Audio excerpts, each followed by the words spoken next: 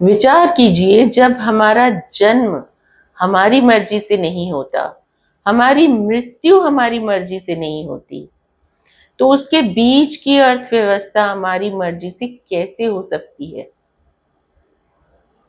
इसीलिए खुद को तनावग्रस्त ना करें, सब उसकी मर्जी से होने दें।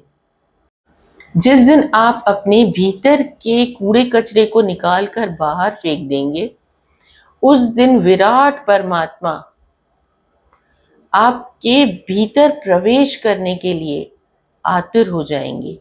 यदि आप दुखी हैं तो इसका मतलब ये है कि आप चीजों को बहुत गंभीरता से लेते हैं। संसार में कुछ पाना हो तो दौड़ना जरूरी है, और परमात्मा को पाना हो तो ठहरना जरूरी है। त्याग का अर्थ सब कुछ छोड़ना नहीं है।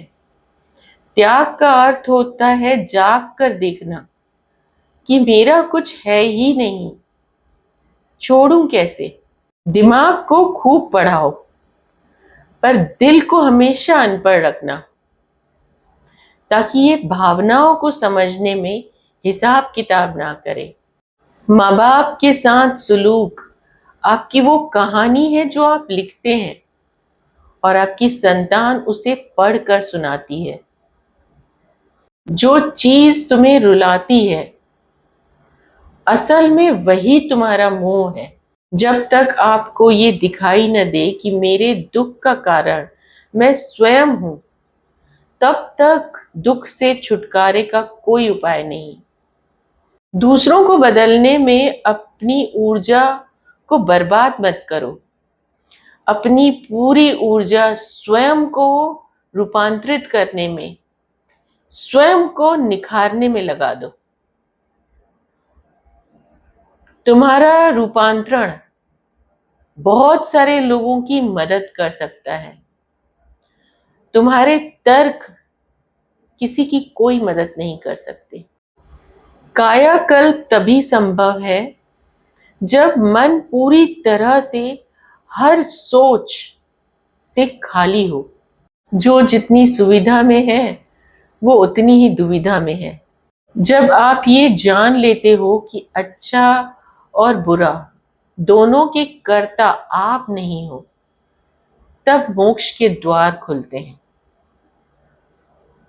जीवन तब कठिन लगता है जब हम स्वयं को बदलने की बजाय दूसरों को बदलने का प्रयास करते हैं। अहंकार का मतलब होता है मैं, मेरी कोई चर्चा करे, मुझे कोई जाने, कोई पहचाने, मैं कुछ हूं। जब तक मैं और मेरा आपके अंदर से खत्म नहीं होता, तब तक अहंकार भी नहीं खत्म होगा। इंसान जितना चतुर होता जाता है, उसका हृदय उतना ही मरता जाता है। किसी का दिल दुखाकर बहस करने से कहीं ज्यादा अच्छा होता है अपना दिल दुखाकर चुप रहना। कोई आपसे लाख गुना ही बेहतर क्यों ना हो, पर आप अपने आप को उसकी तरह बनाने की कोशिश कभी न करें, क्योंकि आप जैसे हैं अपने आप में सर्वश्रेष्ठ है। कभी यह अभिमान नहीं होना चाहिए कि मुझे किसी की जरूरत नहीं पड़ेगी, और ये वहम भी नहीं होना चाहिए कि सबको मेरी जरूरत पड़ेगी। कंजूस जैसा दाता और कोई नहीं। वो अपनी सारी संपत्ति दूसरों के लिए छोड़ के चला जाता है। भगवान का संतुलन भी कितना अजीब है। 100 किलो का बोरा जो उठा सकता है वो खरीद नहीं सकता, और जो खरीद सकता है वो उठा नहीं सकता। परेशानियां हर इंसान के जीवन में है। कोई आर्थिक तंगी से गुजर रहा है तो कोई बीमारियों से जूझ रहा है, किसी के रिश्तों में दरारें हैं तो कोई अकेलेपन से परेशान है। हर मुस्कुराते हुए चेहरे के पीछे कोई छिपा हुआ दर्द है, टूटे हुए सपने हैं। जब भी आपको ये लगे कि मेरे जीवन में बहुत परेशानियां हैं, तो एक बार रुक के ये जरूर सोच लेना, कहीं किसी और के जीवन में मुझसे ज्यादा तकलीफें तो नहीं। उनको देखना जिन्हें वो भी नहीं मिला है जो सब आपको मिला हुआ है।